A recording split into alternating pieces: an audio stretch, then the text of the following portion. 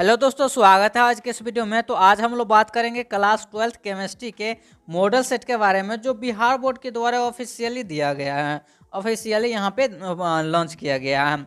तो आइए इसके जितने भी क्वेश्चन हैं सभी क्वेश्चन को अच्छे से देखते हुए, अच्छे से एक्सप्लेन करते हुए सभी क्वेश्चन का आंसर देखेंगे।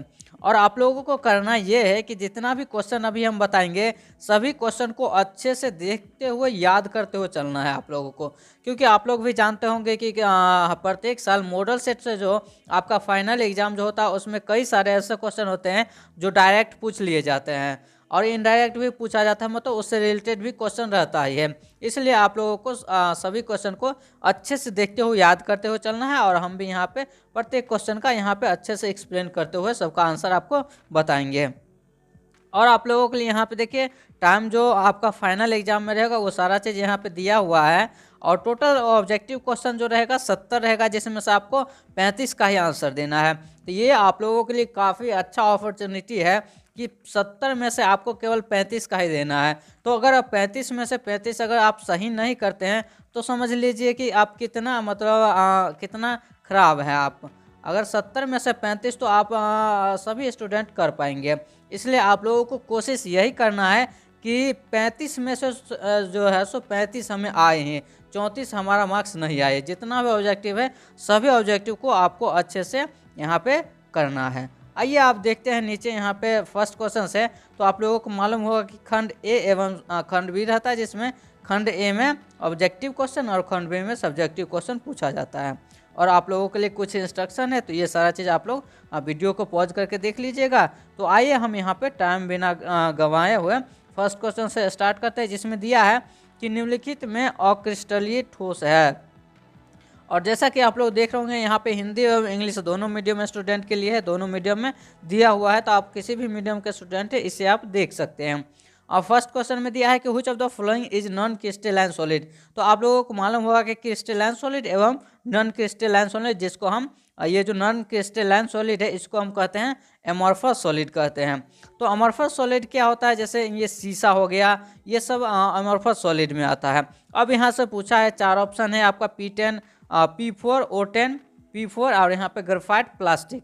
तो ग्रेफाइट तो यहाँ पे है ही नहीं। प्लास्टिक क्या है कि ये एक नॉन क्रिस्टलाइन सॉलिड होता है। तो फर्स्ट का राइट आंसर ऑप्शन डी हो जाएगी, और जिसको हम सुपर कूल लिक्विड भी कहते हैं। अब नेक्स्ट क्वेश्चन देखते हैं, सेकेंड नंबर इसमें है कि पिंड केंद्रित धनाकार इकाई सेल में परमाणुओं की संख्या। पिंड केंद्रित मतलब हो गया कि बॉडी सेंटर्ड यूनिट सेल जो होता है उसमें कितना परमाणुओं की संख्या होती है, ये आपसे पूछा है।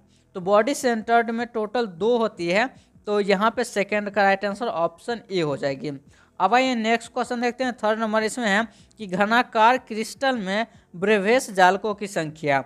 देखिए एकदम बहुत ही अच्छा क्वेश्चन दिया है, इसमें आप जरूर कन्फ्यूज हो जाइएगा, क्योंकि यहाँ पे आप लोग देखिएगा कि ब्रेवेस जालकों की संख्या सीधा आप लोग मार दीजिएगा 14। लेकिन यहाँ पे देखिए क्या पूछा है, घनाकार क्रिस्टल, मतलब ये होगा कि क्यूबिक क्रिस्टल में ब्रेवेस जो लेटिस होती है उसकी कितनी संख्या होगी, ये यहाँ पे पूछा है। तो क्यूबिक यहाँ पे क्या है, क्यूबिक क्रिस्टल में ब्रेवेस लेटिस की जो संख्या होती है वो यहाँ पे 3 होती है। तो इसका राइट आंसर हो जाएगी ऑप्शन बी 3 हो जाएगी। अब आइए नेक्स्ट क्वेश्चन देखते हैं। तो उससे पहले आप लोगों को करना ये है कि इस वीडियो को अपने दोस्तों के साथ शेयर कर दीजिए, ताकि वो भी इस सभी क्वेश्चन को अच्छे से यहाँ पे आंसर देख सके, उसका यहाँ पे याद कर सके उसको। और इसके बाद आपको चैनल को सब्सक्राइब करके रख लेना, ताकि इसी भी प्रकार के मतलब जैसे केमिस्ट्री हो गया, फिर फिजिक्स, मैथ, सभी तरह के आपको वीडियो यहाँ पे प्रोवाइड किए जाएंगे। तो उसके लिए आपको नोटिफिकेशन ऑन कर लेना है, ताकि जब कोई भी वीडियो आए तो सबसे पहले आपको नोटिफिकेशन मिल जाए। तो आपको शेयर एवं लाइक कर देना है वीडियो को, और सब्सक्राइब कर लेना है चैनल को। और फोर्थ नंबर क्वेश्चन में देखिए यहाँ पे दिया है निम्नलिखित में किस दोष के कारण क्रिस्टल में घनत्व की कमी होती है। अब देखिए which defect causes decrease in density of crystal. अब क्रिस्टल में आप लोगों को मालूम होगा कि घनत्व में कमी कब होती है। तो घनत्व में तो ये जो शॉर्ट की डिफेक्ट होता है तो उसमें वो तो होता ही नहीं है। शॉर्ट की डिफेक्ट हो गया, और फ्रैंकल, तो फ्रैंकल जो डिफेक्ट होता है उसमें तो होता ही नहीं है, उसमें तो एटम। लेकिन जब यहाँ पे उससे आयन निकलेगा, या तो फिर वो पॉजिटिव आयन हो या तो फिर negative ion, that means cation या तो फिर एनायन जो रहता है, वो क्रिस्टल जालक में जब प्रवेश करता है तब जो घनत्व में वृद्धि हो जाती है और जब उससे निकलता है तब वो क्रिस्टल जो जालक होती है उसका जो यहाँ पे घनत्व होता है उसमें कमी हो जाती है। तो ये जो आयन है केटायन और एनायन एक किस में तो शॉर्टकी डिफेक्ट में पाया जाता है। तो इसका जो आंसर हो जाएगा 4 का वो हो जाएगा बी, ऑप्शन बी सही हो जाएगी इसकी शॉर्टकी डिफेक्ट। अब आइए हम 5 नंबर क्वेश्चन देखते हैं। इसमें है कि मोलरता को व्यक्त किया जाता है। यहाँ पे दो, एक होती है मोललता और दूसरा है यहाँ पे मोलरता, यानी मोलारिटी और मोलालिटी होता है। तो यहाँ पे मोलारिटी का पूछा है तो मोलारिटी का मोल पर लीटर होता है, मोलारिटी का मोल पर लीटर। और यहीं पे अगर मोलालिटी पूछता है लीटी तो उसका हो जाता है यहाँ पे ये किलोग्राम, ये यहाँ पे मोल पर किलोग्राम। मोल पर किलोग्राम किसका तो मोलालिटी का, यहाँ पे मोलारिटी पूछा है तो ये हो जाएगा मोल पर लीटर। तो 5 का राइट आंसर ऑप्शन ए हो जाएगी। अब 6 नंबर क्वेश्चन में देखिए, इसमें है कि यदि विलायक के 1000 ग्राम में ग्लूकोज का 18 ग्राम उपस्थित है, घोल का यानी घोल को कहा जाएगा या घोल का कहा जाता है 1 मोलर, 0.1 मोलर, 0.1 मोलर और यहाँ पे 0.5 मोलर। तो यहाँ पे 6 नंबर क्वेश्चन में है, इसका आंसर आप लोग बताइए कि क्या हो जाएगा। तो इसका आंसर सिंपल है कि देखिए यहाँ पे 18 ग्राम ग्लूकोज है और 1000 सॉल्वेंट है। तो ये हो जाएगा 18 इंटू 1000 डिवाइडेड बाय ये 1000 फार्मूला में, और यहाँ पे ग्लूकोज का आणविक द्रव्यमान निकालना है। तो इसका जो होता है 180 होता है और डिवाइडेड बाय यहाँ पे 1000 सॉल्वेंट। तो सॉल्वेंट यहाँ पे 1000 ये कैंसिल और यहाँ पे क्या हो जाएगा ये 0.1 हो जाएगा। तो 0.1 देखिए किस ऑप्शन में है और ये मोलल होगा या तो फिर मोलर होगा, ये आपको डिसाइड करना है। तो ये जो यहाँ पे हो जाएगा वो हो जाएगा यहाँ पे मोलल हो जाएगा, तो 0.1 मोलर। तो इसका आंसर ऑप्शन बी हो जाएगा 0.1 मोलर। अब आइए नेक्स्ट क्वेश्चन यहाँ पे 7 नंबर, किसी तनु घोल का अणुसंख्य गुणधर्म निर्भर करता है। यहाँ पे कि the colligative property of dilute solution depend on, dilute solution का जो कॉलिगेटिव प्रॉपर्टी होता है वो the number of particles of यहाँ पे सॉल्यूट पे डिपेंड करता है। डेट मीन्स हमारा इसका ऑप्शन सी हो जाएगा। विलय के कणों की संख्या पे क्या करता है यहाँ पे तो तनु घोल का अनुसंख्य निर्भर करता है। 7 का राइट आंसर ऑप्शन सी हो गई। अब ये नेक्स्ट क्वेश्चन है 8 नंबर, इसमें किसी विलयन के प्रासरण दाब को किस संबंध से व्यक्त किया जाता है। The osmotic pressure of a solution is expressed by a relation. Osmotic pressure ये आप लोग इसका जो होता है वो पाई इजकल टू यहाँ पे होता है CRT, pi is equal to CRT होता है। अब देखिए यहाँ पे इस तरह का तो किसी भी ऑप्शन में नहीं है। अब यहाँ से हम ये सी यहाँ पे ला दिए तो क्या हो जाएगा pi by C is equal to हो जाएगा RT। अब देखिए pi by C is equal to RT किसी ऑप्शन में है, ऑप्शन बी में है। तो 8 का राइट आंसर ऑप्शन बी हो जाएगी सही answer, pi by C is equal to RT हो जाएगी। अब भाई नेक्स्ट क्वेश्चन देखते हैं 9 नंबर, इसमें है विद्युत धारा की वह मात्रा जो CuSO4 के घोल से 1 मोल कॉपर को मुक्त करता हो। जिसमें the amount of electricity required to deposit 1 mole of copper from copper sulphate solution. तो जब यहाँ पे कॉपर सल्फेट सॉल्यूशन है और 1 मोल ऑफ कॉपर को ये जो कितना इलेक्ट्रिसिटी यहाँ पे क्या होगा कि लगेगा, जो यहाँ पे 1 मोल का जो कॉपर है वो इसमें डिस्प्यूट हो जाएगा, यानी इसमें क्या करेगा यहाँ पे तो इसको डिपॉजिट करेगा। तो उसके लिए यहाँ पे जो हमारा जो रिक्वायर्ड होगा इलेक्ट्रिसिटी वो हमारा हो जाएगा 2 फेराडे हो जाएगा। तो इसका आंसर ऑप्शन सी हो जाएगी, 9 का आंसर ऑप्शन सी 2 फेराडे। अब ये नेक्स्ट क्वेश्चन देखते हैं यहाँ पे 10 नंबर, इसमें है कि फेराडे के विद्युत विच्छेदन के प्रथम नियम को व्यक्त करने के लिए निम्नलिखित में कौन समीकरण है। तो आप लोगों को मालूम होगा कि फेराडे जो है सो विद्युत के 2 नियम दिए थे, पहला और दूसरा नियम दिए थे। तो वो आप लोग पढ़ लीजिएगा। और वहाँ पे क्या पूछा कि प्रथम नियम को व्यक्त करने के लिए, तो प्रथम नियम को व्यक्त करने के लिए वो दिए थे m = ZCT, m = ZCT दिए थे। तो ये हमारा हो गया m = ZCT। अब ये नेक्स्ट क्वेश्चन देखते हैं यहाँ पे 11 नंबर, इसमें है किसी भी विलयन की सांद्रता घटने के साथ निम्नलिखित में क्या परिवर्तन होता है। मोलर चालकता बढ़ती है, मोलर चालकता घटती है, मोलर चालकता में परिवर्तन नहीं होता है, मोलर चालकता बहुत अधिक घट जाता है। Which of the following changes takes place when the concentration of a solution is decreased? जब किसी भी सॉल्यूशन का जो कंसंट्रेशन होता है डिक्रीज करता है, तब उसका जो यानी मोलर कंडक्टेंस होता है वो इंक्रीज करता है, डिक्रीज करता है, या तो फिर चेंज नहीं होता, या तो फिर वो अत्यधिक चेंज होता है, टू मच चेंजेज। तो ये जो कि यहाँ पे है कि वहाँ पे सॉल्यूशन का यहाँ पे पूछा ना कंसंट्रेशन, तो जब उसकी जो सांद्रता की बात हो रही है यहाँ पे, तब उसका जो यहाँ पे हो जाएगा वो कंडक्टेंस वो इंक्रीज कर जाएगी, लेकिन एकाएक बहुत ज़्यादा इंक्रीज नहीं करेगी, धीरे धीरे करेगा, तो मोलर कंडक्टेंस इंक्रीज है। तो 11 का राइट आंसर ऑप्शन ए हो जाएगी। अब ये नेक्स्ट क्वेश्चन देखते हैं 12 नंबर, इसमें निम्नलिखित में कौन प्राथमिक सेल नहीं है। तो आप लोग यहाँ पे जानते ही होंगे कि जो प्राइमरी सेल होती है वो लेकलेंचे सेल हो जाती है, गैल्वेनिक सेल भी गैल्वेनिक सेल को भी हम प्राइमरी सेल ही कहते हैं, फिर मरकरी यानी मर्क्यूरी सेल को भी प्राइमरी सेल।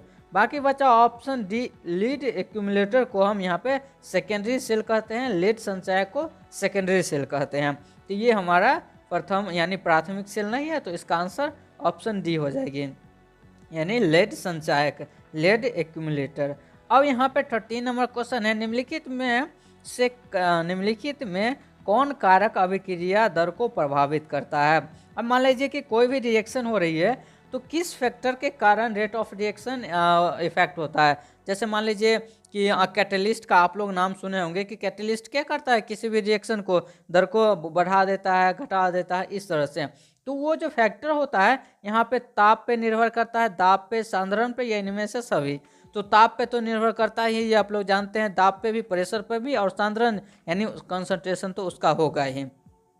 तो यहाँ पे 13 का राइट आंसर ऑप्शन डी हो जाएगी, इनमें से सभी, ऑल ऑफ दीज। अब ये नेक्स्ट यहाँ पे है 14 नंबर, इसमें है कि शून्य कोटि अभिक्रिया के लिए वेग स्थिरांक की इकाई। देखिए इकाई से आप लोगों के एग्जाम में कई बार क्वेश्चन पूछा जाता है, इसलिए आप लोगों को ये याद रखना है। शून्य कोटि फिर हो जाता है, यहाँ पे शून्य कोटि का हो गया, फिर इसके बाद और भी कोटि का होता है, ये सारा चीज़ आपको याद रखना है। बाकी यहाँ पे पूछा है कि शून्य कोटि अभिक्रिया के लिए वेग स्थिरांक की इकाई, तो ये जो होता है सो मोल पर लीटर पर सेकेंड, ये हमारा होता है मोल पर, ये हमारा लीटर, और ये पर सेकेंड। तो मोल पर लीटर पर सेकेंड यहाँ पे ऑप्शन ए से हो जाएगी, 14 का मोल पर लीटर पर सेकेंड। अब 15 नंबर क्वेश्चन है कि यदि कोई प्रथम कोटि की अभिक्रिया 32 मिनट में 75% पूरी हो जाती है, तो इसके 50% पूरी होने में समय लगेगा। अब देखिए कि आपको जैसे मान लीजिए कि कोई रिएक्शन हो रही है, वो भी क्या है कि फर्स्ट ऑर्डर का है, यहाँ पे फर्स्ट ऑर्डर रिएक्शन है, तो उसको पूरा होने में यहाँ पे 32 मिनट में 75% पूरी हो जाती है। तो अब बताइए कि जब वो 50% पूरा हुआ होगा तब उसको कितना टाइम लगा होगा, ये आपको फाइंड करना है।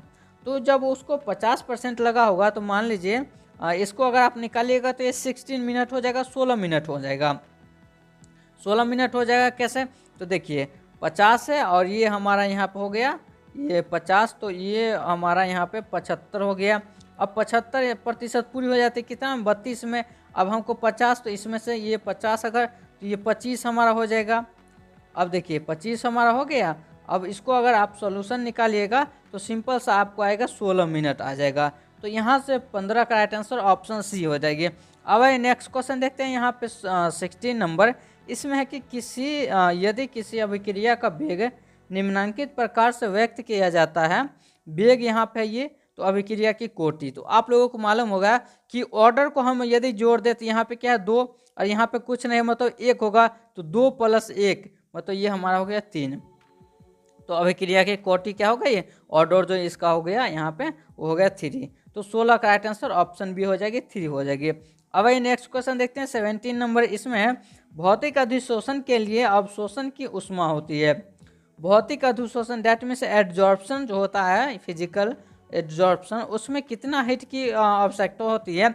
तो इसमें हीट की आवश्यकता होती है 20 से 40 किलो जूल पर मोल होती है, 20 से 40 किलो जूल पर मोल, मतलब 1 मोल में यहाँ पे 20 से 40 किलो जूल की आवश्यकता होती है। अब देखते हैं 18 नंबर क्वेश्चन, इसमें है कि जो पदार्थ जल का पृष्ठ तनाव कम कर देता है वह कहलाता है। The substance which reduces the surface tension of water is. जब यहाँ पे वाटर जो है, पानी जो है, उसका सरफेस टेंशन रिड्यूस कर देता है, तो उस पदार्थ को हम यहाँ पे क्या कहते हैं, तो उस पदार्थ को यहाँ पे हम कहते हैं ये पृष्ठ सक्रिय कारक है, सर्फेक्टेंस कहते हैं, पृष्ठ सक्रिय कारक कहते हैं। तो इसका आंसर ऑप्शन डी हो जाएगी।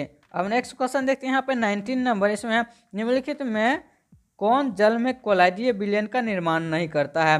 तो सिंपल सा इसका आंसर है कि जल में कोलाइडीय विलयन का निर्माण कौन सा नहीं करता है। तो ये जो स्टार्च होता है ये जल में कोलाइडीय विलयन का निर्माण नहीं करता, तो सिंपल इसका आंसर ऑप्शन सी हो जाएगी, स्टार्च हो जाएगी। अब ये नेक्स्ट क्वेश्चन देखते हैं, इसमें दिया हुआ है निम्नलिखित में कौन पाइसी कारक है, यानी इमल्सीफायर। इमल्सीफायर आप लोग इसका देखते ही आंसर बता दिए, क्या हो जाएगा इमल्सीफायर यानी पाइसीकरण, तो ऑयल हो जाएगा, तेल हो जाएगा। तो 20 का राइट आंसर ऑप्शन बी हो जाएगी, ऑयल हो जाएगी। अब 21 नंबर क्वेश्चन देखते हैं, इसमें दिया है कि काइलेमन निम्नलिखित में किस धातु का अयस्क है। तो केलेमन जो होता है ये जिंक का अयस्क होता है, ZnCO3। ZnCO3 जो होता है वो केलेमन और वो जिंक का अयस्क होता है। तो इसका आंसर ऑप्शन डी हो जाएगी, जिंक हो जाएगी। अब नेक्स्ट क्वेश्चन देखते हैं, मॉन्ड प्रक्रम के द्वारा निम्नलिखित में किस धातु का शुद्धिकरण किया जाता है। Which of the following metals is purified bye modes process. तो निकेल, जर्कोनियम, तांबा, जिंक। तो मोड्स प्रोसेस सिंपल सा इसका आंसर आप लोगों को याद ही होगा, निकेल जो है, निकेल जो धातु उसका जो शुद्धिकरण के लिए हम मॉन्ड प्रक्रम का उपयोग करते हैं। तो इसका आंसर ऑप्शन ए हो जाएगी, निकल। अब आइए नेक्स्ट क्वेश्चन देखते हैं, इसमें ही दिया है कि थर्मोइट विधि में निम्नलिखित में कौन अवकारक है। Which of the following is reducing reagent in thermite process. Thermite process में हम रिड्यूसिंग रिएजेंट का जो उपयोग करते हैं वो हमारा यहाँ पे हो जाता है एल्युमिनियम हो जाता है। तो इसका आंसर ऑप्शन डी हो जाएगी। अब नेक्स्ट क्वेश्चन देखते हैं, इसमें दिया है कि लोहा धातु के निष्कर्षण के दरम्यान निम्नलिखित में कौन धातुमल के रूप में उपयुक्त होता है। Which of the following is obtained as slag during the extraction of iron. तो जब आयरन का हम यहाँ पे एक्सट्रैक्शन करते हैं तो उसमें क्या क्या चीज़ यहाँ पे आ जाता है, वो आपको यहाँ पे धातुमल के रूप में कौन कौन सा आता है, तो वो आपसे यहाँ पे पूछा गया है। तो धातुमल के रूप में आ जाता है CaSiO3, डेट मीन्स इसका आंसर ऑप्शन सी हो जाएगी, CaSiO3। नेक्स्ट क्वेश्चन 25 नंबर में दिया है, सबसे कम क्वथनांक वाले gas. The gas having lowest boiling point, जिसका सबसे कम बॉइलिंग पॉइंट होता है वो कौन सी गैस है, तो वो हीलियम होती है। हीलियम का सबसे कम यहाँ पे BP होता है, डेट मीन्स बॉइलिंग पॉइंट होता है। तो इसका आंसर ऑप्शन बी हो जाएगी। अब आइए नेक्स्ट क्वेश्चन देखते हैं, इसमें दिया निम्नलिखित में कौन हाइड्रोजन बंध नहीं बनाता है। तो हाइड्रोजन बंध यहाँ पे देखिए NH3 ये भी हाइड्रोजन बंध, H2O ये भी हाइड्रोजन बंध, HF ये भी हाइड्रोजन बंध, HCl जो होता है ये हाइड्रोजन H बॉन्ड नहीं बनाता है। तो इसका आंसर ऑप्शन सी हो जाएगी, HCl हो जाएगी। अब नेक्स्ट क्वेश्चन देखते हैं 27 नंबर, इसमें है कि ऑक्सीजन और ओजोन है। ऑक्सीजन और ओजोन जो होता है वो क्या है, संभारिक, समावयवी, अपरूप या तो फिर समस्थानिक, आइसोबेरिक, आइसोमर्स, एलोट्रोप्स या तो फिर आइसोटॉप्स। तो ये जो ऑक्सीजन एवं ओजोन जो होता है वो एलोट्रोप्स होता है। तो इसका आंसर ऑप्शन सी हो जाएगी, अपरूप हो जाएगी। अब नेक्स्ट क्वेश्चन दिया है कि निम्नलिखित में कौन द्विभाषमिक अम्ल है। द्विभाषमिक कहने का मतलब ये होगा कि डाइवेसिक एसिड। डाइवेसिक एसिड जो होता है वो H3PO3 होता है। H3PO3 जो होता है वो डाइवेसिक एसिड होता है। तो 28 का राइट आंसर ऑप्शन ए हो जाएगी, H3PO3। अब आइए यहाँ पे नेक्स्ट क्वेश्चन हम देखते हैं 29 नंबर, इसमें है कि संक्रमण तत्वों का स्थान आवर्त सारणी के अंतर्गत है। तो इसका आंसर तो बिल्कुल ही आसान है, आप लोग बताइए संक्रमण तत्व कौन से वर्ग को कहते हैं, कौन से आवर्त सारणी में जो D ब्लॉक है, S ब्लॉक है, F है, P है, तो किस वर्ग को हम यहाँ पे कहते हैं। तो हम D ब्लॉक को कहते हैं संक्रमण तत्व, तो ट्रांजिशन एलिमेंट कहते हैं। और इसको हम किस तरह से डिसाइड करते हैं, तो मान लीजिए कि जो जैसे S ब्लॉक में गया तो उसको हम S ब्लॉक का एलिमेंट कहते हैं, P ब्लॉक में उसका जो गया तो P ब्लॉक का एलिमेंट कहते हैं, और लास्ट जो एलिमेंट होता है वो D ब्लॉक में गया तो उसको D ब्लॉक, फिर इसी तरह से F ब्लॉक में गया तो F ब्लॉक का एलिमेंट कहते हैं। तो इस तरह से, और यहाँ पे संक्रमण पूछा है तो ट्रांजिशन एलिमेंट जो होता है वो D ब्लॉक का होता है। तो इसका आंसर ऑप्शन सी हो जाएगी, D ब्लॉक। और आपसे एक और यहाँ पे क्वेश्चन पूछा जा सकता है कि D ब्लॉक का जो ये जो उसका जो ये शेप होता है वो किस तरह का शेप होता है। तो S ब्लॉक का स्फेरिकल होता है, P ब्लॉक का होता है डम्बल, और यहाँ पे D ब्लॉक का होता है डबल डम्बल होता है। तो ये भी आपसे पूछा जा सकता है, तो ये भी इसको भी याद रखें। S ब्लॉक का हो गया स्फेरिकल, P ब्लॉक का हो गया डम्बल, और यहाँ पे D ब्लॉक का हो गया डबल डम्बल हो गया। तो इस तरह से इसका स्ट्रक्चर होता है। अब नेक्स्ट क्वेश्चन है 13 नंबर, इसमें निम्नलिखित में कौन संक्रमण तत्व का युग्म है? Which of the following is a pair of transition element? तो सोडियम और यहाँ पे कैल्शियम, तो ये तो ट्रांजिशन एलिमेंट है ही नहीं। क्यों? क्योंकि इसका जो डी ब्लॉक में तो कोई भी यहाँ पे जाता ही नहीं है, और इसका जो लास्ट Mg और Mg12 और एल्युमिनियम ये भी नहीं है यहाँ पे संक्रमण, तो SF भी नहीं है। तो CO और Fe जो होता है ये यहाँ पे ट्रांजिशन एलिमेंट हो जाती है। तो इसका आंसर ऑप्शन डी हो जाएगी, CO और Fe। अब आइए नेक्स्ट क्वेश्चन यहाँ पे, क्रोमियम का इलेक्ट्रॉनिक विन्यास। देखिए ये बहुत ही अच्छा क्वेश्चन दिया है कि क्रोमियम का इलेक्ट्रॉनिक विन्यास क्या होता है। तो सिंपल सा आप लोगों को इतना तो मालूम होगा कि यदि क्रोमियम का हमें इलेक्ट्रॉनिक विन्यास लिखना है तो किस तरह से लिखते हैं, 1s2 2s2 2p6 3s2 यहाँ पे और 3p6 हो गया। अब देखिए कितना हो गया, तो 10 और यहाँ पे 18, तो 3p के बाद यहाँ पे क्या आता है, तो 4s आता है। तो ये हो गया यहाँ पे 10 और ये 10 20 हो गया। अब 4 बचा, तो ये हम इस तरह से 3d4 लिख देते हैं। देखिए सिंपल सा इस तरह से आप लोग लिखिएगा, बट ऐसा नहीं होता है। अगर आप ऐसा लिखे तो बिल्कुल ये गलत हो जाएगा। अब गलत क्यों होता है? क्योंकि देखिए इसका जो ये स्टेबिलिटी के अकॉर्डिंग इसको इस तरह से किया जाता है कि इसका जो एक एलिमेंट है यानी 2 है तो ये 1 हो जाता है, और डी में 5 एलिमेंट आ जाता है, ताकि ये जो यहाँ पे D10 होता है तो इसका जो हाफ सेल होता है वो फुल हो जाता है, जिसके वजह से इसमें जो स्टेबिलिटी आ जाती है। तो आप लोग जानते होंगे जो ज़्यादा स्टेबल होगा वही यहाँ पे लिखा जाएगा। तो इसलिए ये D5 और 4s1 हो जाता है, और D5 4s1 डेट मीन्स यहाँ पे, और यहाँ पे आर्गन, तो आर्गन का यहाँ पे क्या होता है, तो 18 होता है, AR 18 और D5 4s1, तो ये हमारा टोटल हो गया 24। तो क्रोमियम यानी जेड जो क्रोमियम होता है उसका 24 होता है यहाँ पे एटॉमिक नंबर, तो आर्गन का 18 और D5 4s1, तो ये 6, तो टोटल 24 हो गया। अब यहाँ पे आप लोग जाने कि डी जो ब्लॉक होता है उसमें 4 नहीं रह के 5 क्यों रहता है। उसकी जो स्टेबिलिटी होती है वो D5 में ज़्यादा और वो D4 रहता है उस समय कम होती है, तो उसके स्टेबिलिटी के लिए वो जो एक एलिमेंट है वो यहाँ पे डी ब्लॉक में आ जाता है। अब अगला क्वेश्चन है, निम्नलिखित में किन तत्वों में 4f कक्षकों में इलेक्ट्रॉन क्रमबद्ध रूप से भरता है? In which of the following elements electron are gradually filled in f orbital? देखिए f ऑर्बिटल जो स्टार्ट होती है वो लेंथेनाइट और एक्टिनाइट से स्टार्ट होती है। तो आप लोगों को मालूम होगा कि जैसे ये 4f और ये यहाँ पे 5f होती है, 4f और 5f होती है।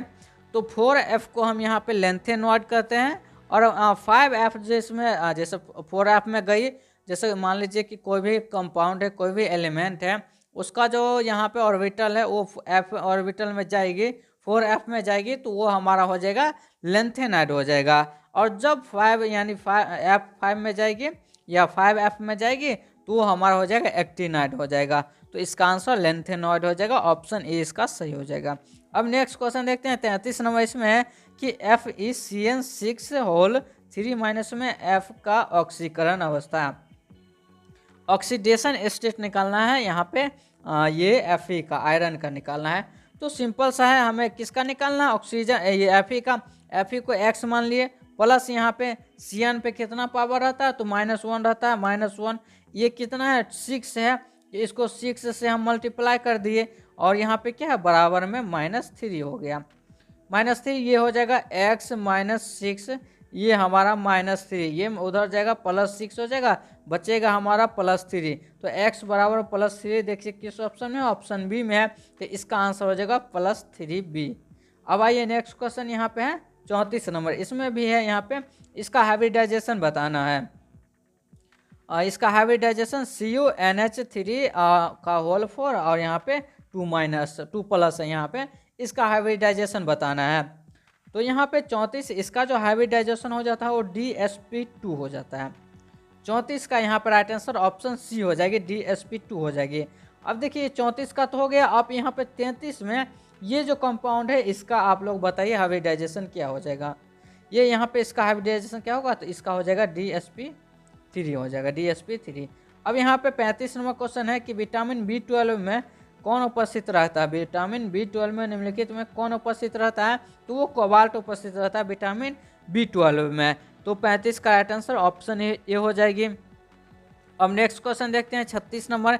इसमें है निम्नलिखित में किस जटिल आयन की ज्यामिति चतुष्फलकीय नहीं होती है? डेट मीन्स पूछा है कि यहाँ पे 4 ऑप्शन दिया हुआ, चारों ऑप्शन में किसका स्ट्रक्चर टेट्राहेड्रल नहीं होता है? तो टेट्राहेड्रल यहाँ पे इसका तो ये जो NaCO4 जो होता है इसका तो टेट्राहेड्रल होता ही है। NaCl4 और 2 इसका भी होता है और D का भी होता है। ऑप्शन सी जो है इसका टेट्राहेड्रल ज्योमेट्री नहीं होता है। तो 36 का राइट आंसर ऑप्शन सी हो जाएगी। अब नेक्स्ट क्वेश्चन यहाँ पे देखते हैं। एथिल ब्रोमाइड की अभिक्रिया सोडियम धातु से शुष्क ईथर में कराने पर बनता है। अब ये बिल्कुल अच्छा एकदम आसान सा क्वेश्चन है। एथिल ब्रोमाइड, सबसे पहले आपको एथिल ब्रोमाइड का स्ट्रक्चर क्या होता है वो आपको लिख लेना है। ये C2H5 हमारा Br हो गया एथिल ब्रोमाइड। अब इसका हम 2 ले लिए, फिर इसका हम 2Na के साथ रिएक्शन करा दिए। अब ये जो 2 ले लिए तो 2Br हो गया हमारा और 2Na हो गया, ये दोनों हट जाएगा, ये दोनों हट जाएगा। और ये जो यहाँ पे CH, ये C2 और H5 बचा और ये 2 लिए थे ना, तो C2H5 और C2H5 दोनों में मिल जाएगा तो हमारा यहाँ पे बना देगा ब्यूटेन बना देगा। देखिए मेथ ईथ प्रोप ब्यूट, 4 कार्बन यहाँ पे हो गए ना, 2 और फिर यहाँ पे 2 लिए तो दोनों आपस में जुड़ जाएगा तो 4 कार्बन हो जाएगा, तो ये हमारा बना देगा ब्यूटेन बना देगा। तो 37 का राइट आंसर ऑप्शन बी हो जाएगी, ब्यूटेन हो जाएगी। अब देखते हैं 38 नंबर। इसमें दिया है निम्नलिखित में किसका उपयोग निश्चेतक के रूप में होता है? निश्चेतक मतलब ये हो गया कि जैसे मान लीजिए कि कोई भी जैसे मान लीजिए कि जैसे किसी का हाथ पैर या कुछ टूट जाता है तो उस समय देखेंगे कि उसको क्या कर दिया जाता है, सुई दे दिया जाता है जिससे वहाँ पे दर्द नहीं होता है। या तो फिर किसी का हाथ पैर टूट गया तो उस समय उसको बेहोशी की दवा दी जाती है जिससे वो बेहोश हो जाता है। तो निश्चेतक का मतलब यही हो गया कि वो अपने यहाँ पे अपने बस में नहीं रहता है, वो बेहोश हो जाता है। तो वो उस समय उसको क्या दिया जाता है, तो वो क्लोरोफॉर्म दिया जाता है। क्लोरोफॉर्म से वो निश्चेतक के रूप में आ जाता है। तो इसका आंसर ऑप्शन ए हो जाएगी। अब नेक्स्ट क्वेश्चन देखते हैं यहाँ पे 39 नंबर। इसमें निम्नलिखित में कौन क्लोरल का अणुसूत्र है? क्लोरल का अणुसूत्र इसमें से क्या है? चारों ऑप्शन में से बताइए। Which of the following is molecular formula of chloral? तो क्लोरल का जो यहाँ पे मॉलिक्यूलर फार्मूला हो जाता है वो CH3ClCHO हो जाता है। Cl3CHO हो जाता है। तो इसका आंसर ऑप्शन ए हो जाएगी। अब आइए नेक्स्ट क्वेश्चन यहाँ पे 14 नंबर देख लेते हैं। इसमें है कि CH3OH ये हमारा ग्रीनियर्ड जो रिएक्शन होता है, ग्रीनियर अभिकर्मक जो सबसे यहाँ पे इम्पोर्टेंट रिएक्शन होता है, ये यहाँ पे इसका क्वेश्चन आ गया।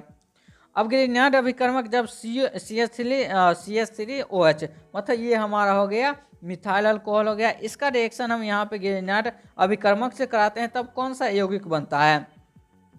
Which compound is formed when CH3OH react with CH3MgX से? तो जब ये इससे हम रिएक्शन कराएंगे तो MgX ये X जो है सो ये हमारा H से H को ये H के साथ यहाँ पे निकल जाएगा। तो हमारा जो फाइनली जो ये जो यहाँ पे प्रोडक्ट बनेगा वो हमारा प्रोडक्ट जो बन जाता है मीथेन बन जाता है। इसका जो प्रोडक्ट बन जाता है वो मीथेन बन जाता है। तो 40 का राइट आंसर ऑप्शन सी हो जाएगी, मीथेन हो जाएगी। अब देखिए 41 नंबर क्वेश्चन में है कि सामान्य सूत्र जो एल्कोहल के सजातीय समूह को प्रदर्शित करता है वह है the general formula which present the homologous series of alkanol. Alkanol मतलब जैसे ये सामान्य सूत्र जो होता है एल्कोहल का वो OH होता है। अब इस समूह का कौन प्रदर्शित करता है? तो जैसे कि मान लीजिए हम एल्केन ले लिए तो एल्केन का होता है यहाँ पे एल्केन का जो फॉर्मूला हो जाता है वो CnH2n और यहाँ पे +2 हो जाता है हमारा CnH2n +2 हो जाता है।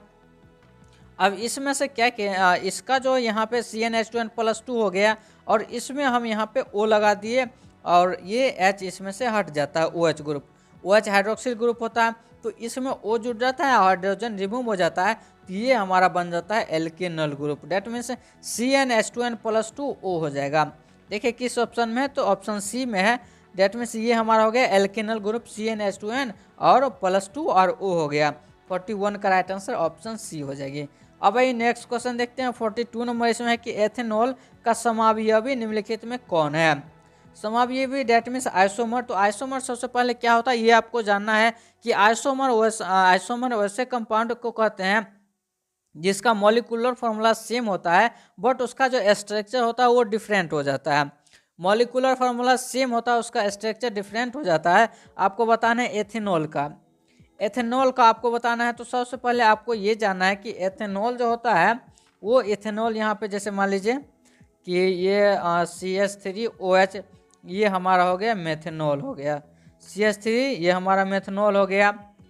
यहाँ पे मेथेनॉल का फॉर्मूला क्या हो गया CH3OH।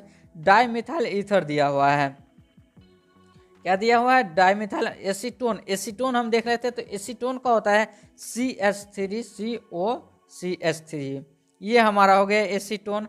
डाई इथाइल यहाँ पे ईथर है ना, तो डाई इथाइल ईथर का होता है C2H5 और O और फिर C2H5 ये हमारा डाई इथाइल ईथर। तो ये हमारा बचा डाईमिथाइल ईथर। तो फाइनली इसका जो आंसर हो जाएगी वो डाईमिथाइल ईथर हो जाएगी। एथनॉल का समावयवी आइसोमर डाईमिथाइल ईथर हो जाएगा। इसका आंसर ऑप्शन बी हो जाएगी। अब ये नेक्स्ट क्वेश्चन देखते हैं यहाँ पे 43 नंबर इसमें है कि ल्यूकस अभिकर्मक कौन है। ल्यूकस रिएजेंट जो होता है वो यहाँ पे क्या है, चारों ऑप्शन में से बताइए। तो ल्यूकस रिएजेंट की बात करें तो ल्यूकस रिएजेंट वैसा रिएजेंट होता है जब यहाँ पे हम एनहाइड्रस ZnCl2 और कॉन्सेंट्रेटेड HCl के साथ उसका हम रिएक्शन कराते हैं तब वो हमारा ल्यूकस रिएजेंट बन जाता है, ल्यूकस अभिकर्मक बन जाता है। तो 41 का राइट आंसर ऑप्शन ए हो जाएगी ZnCl2 एवं सांद्र HCl। अब देखिए यहाँ पे नेक्स्ट क्वेश्चन है कि रेक्टिफाइड स्पिरिट में होता है, रेक्टिफाइड स्पिरिट जो होता है उसमें कितना प्रतिशत एल्कोहल रहता है एल्कोहल। तो 75% या तो फिर 95.5% या तो फिर 56% या 100% एल्कोहल रहता है। तो रेक्टिफाइड में 95.5% एल्कोहल रहता है, तो इसका आंसर ऑप्शन बी हो जाएगी। अब ये नेक्स्ट क्वेश्चन कि एल्डिहाइड एवं कीटोन दोनों का सामान्य सूत्र होता है। तो आप लोगों को मालूम होगा कि अभी ये जो CnH2n+2 ये हमारा हो गया एल्केनल का हो गया। CnH2n वो हमारा हो गया यहाँ पे CnH2nO जो होता है ये हमारा हो जाता है एल्डिहाइड एवं कीटोन का हो जाता है। तो यहाँ पे 45 का राइट आंसर ऑप्शन बी हो जाएगी CnH2nO ये हमारा एल्डिहाइड एवं कीटोन दोनों का क्या होता है सामान्य सूत्र हो जाता है। अब यहाँ पे 46 नंबर में आइसोप्रिल एल्कोहल के ऑक्सीकरण से निम्नलिखित में कौन प्राप्त होता है। एसीटोन, ईथर, एसिटल्डिहाइड या तो फिर एथिलीन। जब यहाँ पे क्या है आइसोप्रोपिल एल्कोहल को हम ऑक्सीकरण यानी ऑक्सीडेशन कराते हैं। ऑक्सीडेशन मतलब क्या होता है और रिडक्शन मतलब क्या होता है, आइए ये हम आपको बता देते हैं कि जब ऑक्सीडेशन कराते हैं तो उसमें से हाइड्रोजन हटता है और ऑक्सीजन जुड़ता है। वहीं पे रिडक्शन जो होता है रिडक्शन में ऑक्सीजन रिमूव होता है और हाइड्रोजन उसमें अटैच होता है। तो ये यहाँ पे ऑक्सीडेशन और यहाँ पे रिडक्शन होती है। अब बात आती है कि यहाँ पे आइसोप्रोपिल एल्कोहल का ऑक्सीकरण यानी ऑक्सीडेशन कराते हैं तब कौन सा कंपाउंड प्राप्त होता है, तो वो हमारा प्राप्त हो जाता है एसीटोन। एसीटोन डेट मीन्स इसका जो फॉर्मूला होता है वो CH3 हो जाता है। तो ये हमारा कंपाउंड यहाँ पे मिल जाता है एसीटोन। अब नेक्स्ट क्वेश्चन यहाँ पे 47 नंबर कैल्शियम एसीटेट और कैल्शियम फॉर्मेट के मिश्रण को गर्म करने पर निम्नलिखित में क्या बनता है। मेथेनॉल, एथेनॉल, एसिटिक अम्ल या तो फिर एथेनॉल। तो जब कैल्शियम एसीटेट और यहाँ पे है कैल्शियम फॉर्मेट ये दोनों को जब हम गर्म करते हैं तब हमारा यहाँ पे जो कंपाउंड बन जाता है वो बन जाता है एथेनॉल बन जाता है। ये हमारा कंपाउंड बन जाएगा एथेनॉल बन जाएगा। तो 47 का राइट आंसर ऑप्शन बी हो जाएगी। अब 48 नंबर क्वेश्चन देखिए इसमें दिया है कि C6 और H5MgBr दिया हुआ है। निम्नलिखित में यहाँ पे क्रियाशीलता का सही क्रम पूछा है। तो इसका जो सही क्रम यहाँ पे क्या हो जाएगा, यहाँ पे 1 2 3 दिया हुआ है तो इसका हो जाएगा ऑप्शन बी से हो जाएगा 3 2 1 हो जाएगा। अब नेक्स्ट क्वेश्चन यहाँ पे देखते हैं 49 नंबर इसमें है निम्नलिखित में किस यौगिक में कार्बोक्सिलिक समूह उपस्थित नहीं होता है। डेट मीन्स ये COOH जो ग्रुप होता है वो उपस्थित नहीं रहता है। तो मेथनोइक ये तो कार्बोजिलिक का है ही, इथेनोइक में भी बेंजोइक में भी ये सब में COOH ग्रुप प्रेजेंट रहता है। बाकी ये बच्चा पिक्रिक अम्ल इसमें क्या रहता है तो कार्बोक्सिल समूह का यहाँ पे नहीं रहता है, कार्बोक्सिल समूह नहीं रहता है। तो इसका आंसर ऑप्शन सी हो जाएगी। 49 का राइट आंसर ऑप्शन सी। अब आइए नेक्स्ट क्वेश्चन है कि मोनो यहाँ पे कार्बोक्सिलिक अम्ल निम्नलिखित में किसका क्रियाशील समावयवी है। मोनो दैट मीन्स ये हमारा हो गया कि ये जो मोनो है तो ये हमारा क्या हो जाएगा HCOOH हो जाएगा, ये हमारा हो गया। अब यहाँ पे देखिए कि कार्बोक्सिलिक अम्ल निम्नलिखित में से किसका क्रियाशील समावयवी है, दैट मीन्स आइसोमर पूछा है ना। तो यहाँ पे 50 का जो राइट आंसर ऑप्शन ये हो जाएगी ईस्टर का हो जाएगा, दैट मीन्स ईस्टर हो जाएगा मोनोकार्बोक्सिलिक अम्ल। तो ईस्टर का जो फॉर्मूला होता है वो RCO और O फिर R हो जाता है, तो ये हमारा इसका आंसर हो जाएगा RCOR हो जाएगा। तो 50 का right answer option A Easter हो जाएगी। अब नेक्स्ट क्वेश्चन यहाँ पे है कि निम्नलिखित में किस अभिकर्मक के द्वारा फॉर्मिक अम्ल एवं फॉर्मल्डिहाइड के बीच विभेद किया जाता है। फॉर्मिक अम्ल और फॉर्मल्डिहाइड के बीच यहाँ पे डिफ्रेंशिएट किस प्रकार से किया जाता है, डिस्टिंग्विश जो है वो किस प्रकार से किया जाता है। तो यहाँ पे NaHCO3 के द्वारा यहाँ पे उसके बीच यहाँ पे विभेद किया जाता है, पता लगाया जाता है कि कौन फॉर्मिक अम्ल है और कौन फॉर्मल्डिहाइड है। तो इसका आंसर ऑप्शन डी हो जाएगी। अब नेक्स्ट क्वेश्चन यहाँ पे 55 नंबर है, जब फॉर्मिक अम्ल को सांद्र H2SO4 के साथ गर्म किया जाता है तब निम्नलिखित में क्या बनता है। Which of the following compounds is obtained when formic acid is heated with concentrated H2SO4। तो सबसे पहले हम यहाँ पे H2SO4 ले लिए। अब इसका रिएक्शन हमें किससे, फॉर्मिक एसिड से, तो ये फॉर्मिक एसिड का COOH हो गया, इसका COOH। अब इसका रिएक्शन करा दिए तो इसमें हमारा कंपाउंड बन गया CO और साथ में यहाँ पे H2O रिलीज हो गया, H2O रिलीज हो गया। जब इसका हम यहाँ पे हीट दिए तब ये हमारा हीट हो गया, यहाँ पे ये हीट। तो यहाँ पे मेन कंपाउंड बना CO यानी कार्बन मोनोऑक्साइड बना, तो इसका आंसर ऑप्शन डी हो जाएगी कार्बन मोनोऑक्साइड। अब यहाँ पे नेक्स्ट क्वेश्चन है 53 नंबर, इसमें है प्राइमरी एमीन का क्रियाशील मूलक। अब यहाँ पे देखिए प्राइमरी टर्सरी सेकेंडरी क्या होता है। तो जैसे मान लीजिए कि NH3 हो गया, ये हमारा एमीन हो गया। अब इसमें से एक हाइड्रोजन निकला, एक कार्बन जुड़ गया, तो ये इसके साथ कितना कार्बन जुड़ा, ये जो कंपाउंड है इसके साथ एक कार्बन, डेट मीन्स ये हमारा प्राइमरी हो गया। अब प्राइमरी हो गया मतलब क्या होगा कि इसके पास कितना होगा, NH3 था तो एक इसमें से हटा तो NH2 और यहाँ पे एक खाली होगा जहाँ पे कार्बन जुड़ सके, तो NH2 ये हो जाएगा, ये ग्रुप हमारा प्राइमरी एमीन का। यहीं पे अगर सेकेंडरी का पूछता तो वो हमारा हो जाता है NH हो जाता। अब टर्शियरी का पूछता तो टर्शियरी का हमारा हो जाएगा केवल N हो जाएगा, इस तरह से इधर कार्बन इधर इधर, तो प्राइमरी का हो जाएगा NH2 हो जाएगा। तो 50 यहाँ पे 3 का आंसर हो जाएगी ऑप्शन बी हो जाएगी। अब आइए नेक्स्ट क्वेश्चन देखते हैं, इसमें दिया है एथिल एमीन की अभिक्रिया नाइट्रस अम्ल से कराने पर बनता है। एथिल एमीन पूछा है और इसका हम रिएक्शन करा देते हैं नाइट्रस एसिड के साथ। तो जब इसका नाइट्रस एसिड के साथ हम रिएक्शन कराएंगे तो ये हमें दे देगा C2H5OH दे देगा, C2H5OH दैट मीन्स इथेनॉल दे देगा। मेथ हो गया, ईथ हो गया, दैट मीन्स ये इथेनॉल दे देगा। तो इसका आंसर ऑप्शन ए हो जाएगी। अब ये नेक्स्ट क्वेश्चन है यहाँ पे 55 नंबर, इसिटामाइड की अभिक्रिया Br2 एवं NaOH के साथ कराने पर बनता है। Acetamide on reaction with Br2 and NaOH gives. तो एसिटामाइड ये इसका रिएक्शन हम करा दें Br2 एवं NaOH का यानी सोडियम हाइड्रोक्साइड के साथ, तो ये हमें जो दे देता है वो हमारा कंपाउंड होता है मिथाइल एमीन दे देता है, मिथिल एमीन दे देता है। तो इसका आंसर ऑप्शन बी हो जाएगी। अब नेक्स्ट क्वेश्चन देखते हैं, इसमें दिया है कि निम्नलिखित में किसमें एल्काइलेशन संभव है।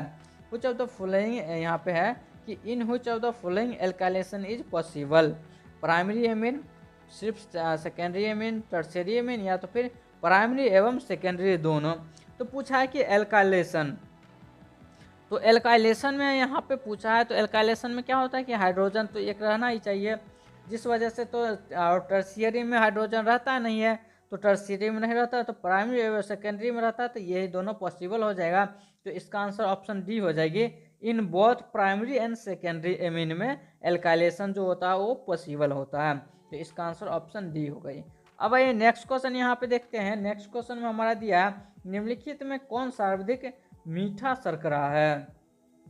आप लोगों को मालूम होगा कि ये जो आर्टिफिशियल स्वीटनर्स होता है वो यहाँ पे बनाया जाता है। जैसे बीपी का मरीज हो, ये मधुमेह का जो मरीज होता है वो उसमें क्या आता है कि ये जो आर्टिफिशियल जो ये जो शर्करा होता है, स्वीटनर्स होता है, उसमें क्या होता है कि ये जो उसका जो प्रोटीन होता है या तो फिर कार्बोहाइड्रेट, कैल्शियम, ये सब नहीं पाया जाता है। केवल वो मीठा ही रहता है, बस इतना ही है। तो वो हमारा सर्वाधिक मीठा पूछा है, स्वीटेस्ट शुगर। स्वीटेस्ट शुगर जो हमारा होता है वो हमारा फ्रुक्टोज होता है। तो इसका आंसर ऑप्शन बी हो जाएगी, फ्रुक्टोज है। अब नेक्स्ट क्वेश्चन यहाँ पे 58 नंबर में है, निम्नलिखित में कौन स्टीरॉयड से संबंधित है। अब स्टीरॉयड से संबंधित यहाँ पे पूछा है, तो स्टीरॉयड से जो संबंधित का यहाँ पे विटामिन पूछा है ना, तो स्टीरॉयड से जो संबंधित विटामिन होती है वो हो जाती है विटामिन डी होती है। तो इसका आंसर ऑप्शन डी हो जाएगी, विटामिन डी। अब नेक्स्ट क्वेश्चन यहाँ पे दिया है 59 नंबर, निम्नलिखित में कौन साधारणतया शरीर द्वारा नहीं बनाए जाते हैं। Which of the following is not normally produced by the body? Body, तो बॉडी में तो आपको मालूम होगा कि एंजाइम्स तो रहता ही है हमारे शरीर में। प्रोटीन भी तो रहता ही है। हार्मोन तो जानते हैं कि हार्मोन्स के वजह से ही हमारे शरीर में चेंजेज आती है, ये सारा चीज़ है। बाकी बचा यहाँ पे विटामिन, तो आप लोगों को मालूम होगा कि विटामिन जो है हमारे शरीर द्वारा नहीं बनाए जाते हैं। वो जो हम भोजन करते हैं, फल फूल खाते हैं, ये मांस, ये सारा चीज़, तो इससे हमें विटामिन प्राप्त होती है। तो इसका आंसर बी हो जाएगी, विटामिन। अब आइए नेक्स्ट क्वेश्चन देखते हैं 60 नंबर। इसमें दिया है कि डीएनए एवं आरएनए में समान भस्म पूछा है। ये काफ़ी बार अच्छा क्वेश्चन है और काफ़ी बार पूछा भी जाता है कि कौन डीएनए व आरएनए में कौन सा कंपाउंड जो यहाँ पे जो भस्म होता है, यानी कॉमन बेस होता है, ये प्रेजेंट नहीं रहता है और प्रेजेंट रहता है, दोनों पूछता है। तो डीएनए सबसे बात कर लेते हैं, इसमें प्रेजेंट कौन रहता है, तो एडिनिन, जिनोनिन और साइटोसिन जो होता है ये प्रेजेंट रहता है। एडिनिन, ग्वानिन और साइटोसिन ये दोनों में प्रेजेंट रहता है, डीएनए और आरएनए में भी। और यहाँ पे जो थायमिन जो होता है, थायमिन जो ये प्रेजेंट हो जाता है केवल डीएनए में, और आरएनए में केवल यूरासिल प्रेजेंट हो जाता है, दैट मीन्स AGCO। यूरासिल किस में, तो आरएनए में प्रेजेंट रहता है, थायमिन डीएनए में प्रेजेंट रहता है, इतना याद कर लीजिए। और जब कॉमन पूछा है तो कॉमन हो जाएगा AGC, एडिनिन, ज्यूनानिन, साइटोसिन। इसका ऑप्शन बी हो जाएगा, इसका ऑप्शन बी हो जाएगा। अब नेक्स्ट क्वेश्चन देखते हैं 61। इसमें पीबीसी का एकलक निम्नलिखित में कौन है। एकलक मतलब ये होगा कि उसका जो यहाँ पे मोनोमर हो जाएगा वो कौन सा, तो पीवीसी है, पॉलीविनाइल क्लोराइड। इसका जो मोनोमर होता है वो विनाइल क्लोराइड हो जाता है, और विनाइल क्लोराइड का जो फॉर्मूला होता है वो CH2 CH और Cl हो जाता है। तो इसका आंसर ऑप्शन सी हो जाएगी, CH2 CH2 double bond CH और Cl हो जाएगा, ऑप्शन सी इसका राइट आंसर हो जाएगी।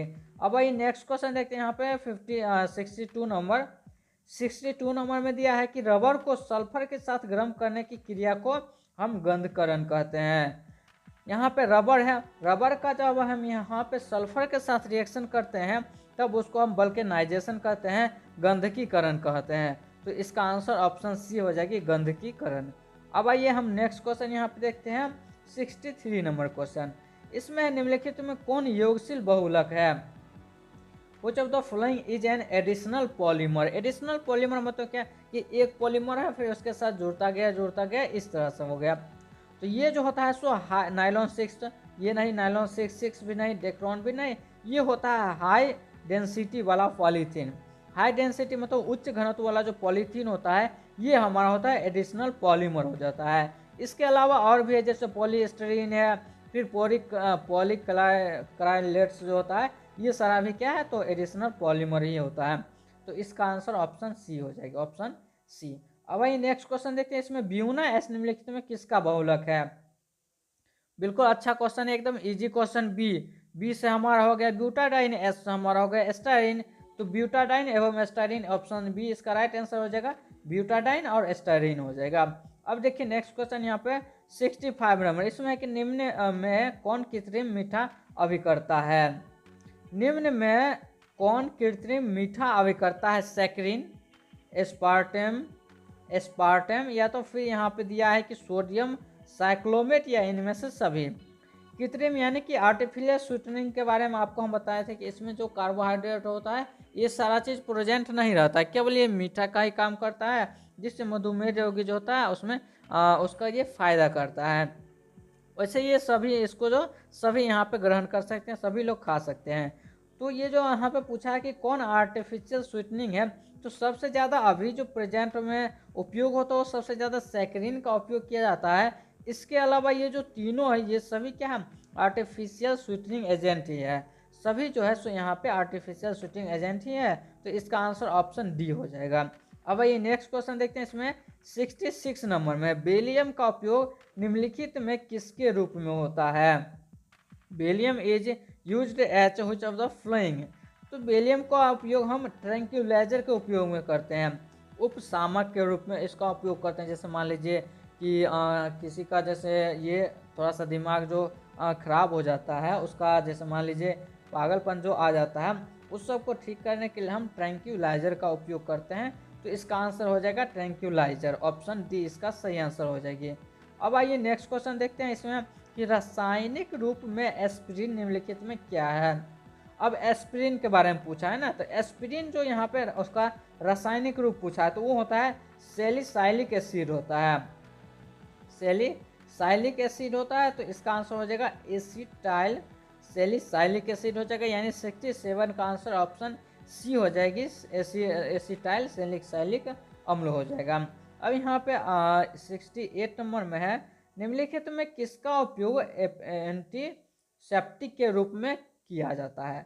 तो एंटीसेप्टिक में तो ये होता है कि जैसे मान लीजिए कि वहाँ पे जो जीवाणु रहता है वायरस, उसको रोकने के लिए तो एंटीसेप्टिक के रूप में हम फिनोल का उपयोग करते हैं, फिनोल का।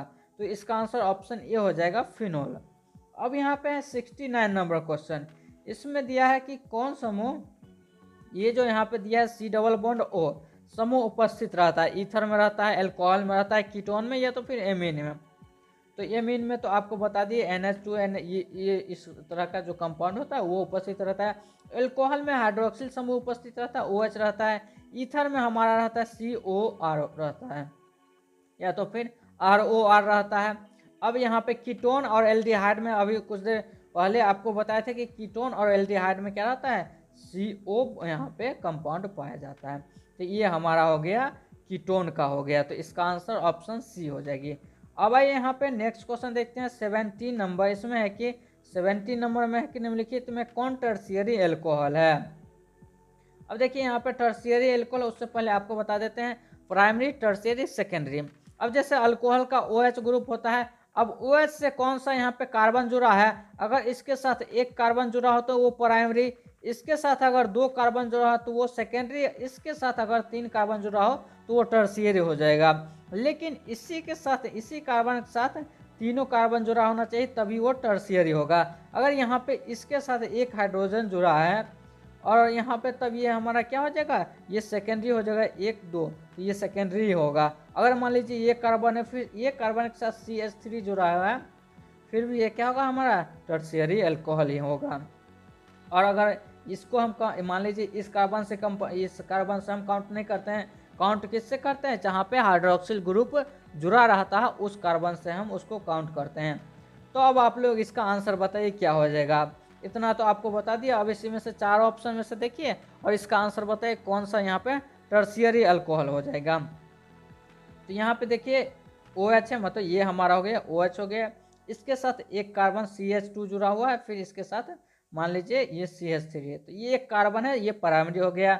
अब इसमें देखिए OH किस पे जुड़ा हुआ, इस पे जुड़ा हुआ है, इसके साथ एक कार्बन इधर, एक कार्बन इधर, 2 कार्बन जुड़ा हुआ है, ये 2 degree, that mean secondary alcohol हो गया। अब इसमें देखिए इस कंपाउंड में एक यहाँ पे जुड़ा हुआ है और एक यहाँ पे, ये तो हमारा प्राइमरी हो गया। क्यों? क्योंकि इसमें 2 हाइड्रोक्सिल ग्रुप है, तो इसके साथ एक और इसके साथ एक जुड़ा हुआ है। बचा ऑप्शन बी। ऑप्शन बी में देखिए आप, ये वाला कार्बन को काउंट करना है क्योंकि इसके साथ हाइड्रोक्सिल ग्रुप जुड़ा हुआ है, इसके साथ एक CH3, एक CH3, एक CH3, तीनों का मतलब ये जो कार्बन है इसको तीनों जो बॉन्ड फिल कर रहा है वो कार्बन ही फिल कर रहा है। डेट मीन्स ये हमारा हो जाएगा टर्शियरी अल्कोहल हो जाएगा, 3rd डिग्री अल्कोहल हो जाएगा। तो इसका आंसर जो हो जाएगी वो ऑप्शन बी हो जाएगी, इसका राइट आंसर टर्शियरी अल्कोहल। तो यहाँ पे टोटल 70 क्वेश्चन थे। सभी क्वेश्चन का यहाँ पे हम अच्छे से आपको आंसर बता दिए हैं। आप लोगों को करना ये है कि आप लोग इस वीडियो को लाइक कर दीजिए, क्योंकि हम देखते हैं कि आप लोग यहाँ पे वीडियो देख लेते हैं, उसको लाइक नहीं करते हैं।